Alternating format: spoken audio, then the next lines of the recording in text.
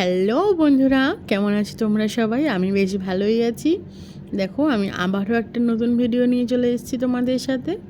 জানো তো, আজ আমি অনেক খুশির পাশাপাশি একটু ভয়ও লাগছে, একটু নার্ভাসও লাগছিল যে এত লোকের খাবার অর্ডার নিয়েছি, কি করে কি করব যদি ঠিকমতো করতে না পারি। তাই সব কিছুর পরোয়া না করে অর্ডারটা নিয়েই নিয়েছি, যে দেখা যাক কী হয়। তো দেখো, রাত থেকেই আমরা কাজ স্টার্ট করে দিয়েছিলাম, না হলে সকালবেলা উঠে এত কিছু করতে পারতাম না। আমি রাত্রিবেলায় কাবলি চানা আর ছোলার ডালটা ভিজিয়ে রেখেছিলাম, আর তার পাশাপাশি যে প্যাকিংয়ের যে বক্সগুলো আছে সেগুলোও রেডি করে নিয়েছি, কারণ সকাল সকাল উঠে রান্না করতে লাগবে। অনেক কিছু আইটেম আছে, তো চলো তোমাদের বলছি এক এক করে কী কী আইটেম আছে। দুপুরের যে অর্ডারটা পেয়েছি সেখানে 50 জনের লোকের অর্ডার আছে, আর সেখানে আছে ভেজিটেবিল চপ আছে, আর ছাতু মুগ ডালের কচুরি আছে, আছে পনির আর কাবলি চানার একটা তরকারি, আর আছে ধোকার ডালনা, চাটনি, পাঁপড়। তো দেখো, সকাল সকাল উঠেই সব কিছু স্টার্ট করে দিয়েছি, নাহলে একটার মধ্যে ডেলিভারি দিতে পারবো না। তো চলো, আমি এখানে রান্না করি আর তোমরা ভিডিওটা দেখো।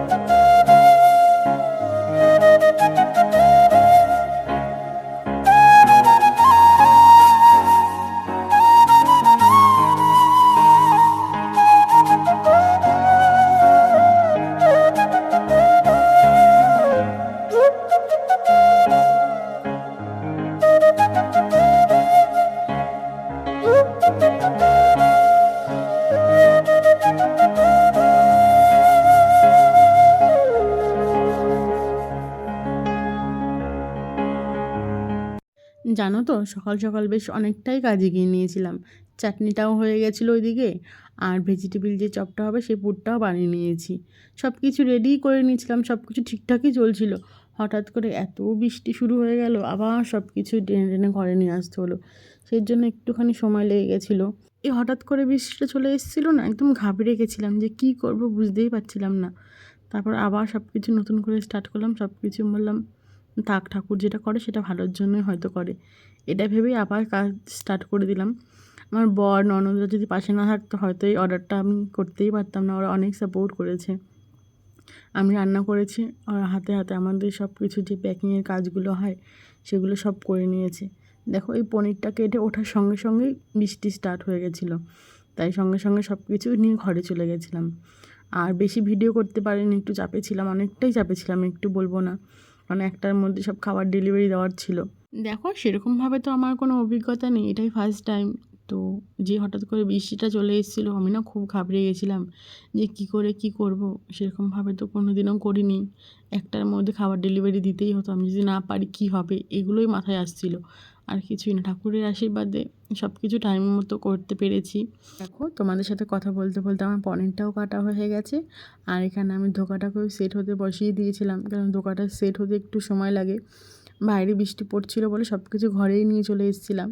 ওখানে কাবলি চানাটা হচ্ছিলো, কাবলি চানাটা হয়ে গেছে, ওদেরকে প্যাক করতে দিয়েছিলাম। আর এখানে দেখো আমি ধোকার ডালনাটা করে নিচ্ছিলাম। ধোকার সাইজটা কিন্তু বেশ ভালোই বড় রেখেছিলাম। আর যারা খেয়েছে তারা খুব প্রশংসা করেছে যে রান্নাবান্না নাকি খুব সুন্দর হয়েছিল। আর এখানে আমার কর্তামশাই আমার হাতে হাতে একটু সাহায্য করে দিচ্ছিল, ভেজিটেবিল চপগুলো ওই রেডি করে দিচ্ছিল। ও যদি কালকে না থাকতো হয়তো এত কিছু করে উঠতে পারতাম না। আর হ্যাঁ, তার সঙ্গে কিন্তু স্যালাডও ছিল, সেটা বলতে ভুলে গেছিলাম, তাই আমি এখন বলে দিলাম। আর বেশি ক্লিপস নিতে পারিনি, এটুকুই নিতে পেরেছিলাম, টাইম পাইনি, কারণ 300 পিস কচুরি হয়েছিল তো। আর এখানে দেখো বিকেলে যে 20 জনের অর্ডারটা যাবে সেটা তোড়জোড় আমরা শুরু করে দিয়েছিলাম। এখানে আমি আলুরদমটা করে নিচ্ছিলাম পাশে, আর ছোটো বাবা আর ছোটো মা মিষ্টিটা প্যাক করে দিচ্ছিল। আর তোমরা যারা আমার ভিডিও দেখছো তারা প্লিজ আমার ভিডিওটাকে লাইক কমেন্ট শেয়ার করে দিও। আর নতুন যদি কেউ হয়ে থাকো তাহলে প্লিজ আমার এই চ্যানেলটাকে সাবস্ক্রাইব করে দিয়ে আমার পাশে থেকো। আর তোমরা যদি কেউ আমার থেকে অর্ডার নিতে চাও তাহলে আমাকে কিন্তু কমেন্ট করে জানাতেই পারো। আর আমার লোকেশনটা কিন্তু হুগলি শ্রীরামপুর। তোমরা যদি কেউ শ্রীরামপুরের হয়ে থাকো তো আমার থেকে অর্ডার নিয়ে একবার দেখতেই পারো। আশা করছি তোমাদের খারাপ লাগবে না, ভালোই লাগবে। তো চলো আমি এখানে কাজ করি আর তোমরা পুরো ভিডিওটা দেখো। সবাই ভালো থেকো, সুস্থ থেকো।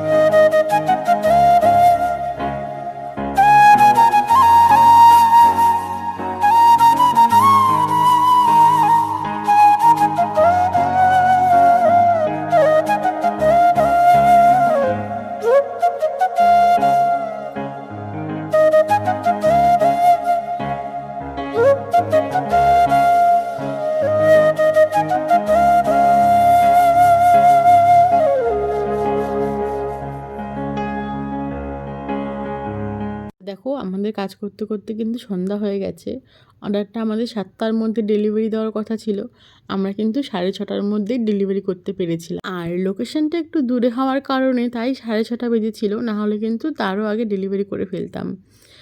আর লোকেশনটা ছিল শেওড়াফুলি। আর তোমরা যারা শেওড়াফুলি রিসরার মধ্যে থাকো তারাও কিন্তু আমাকে অর্ডার করতে পারো।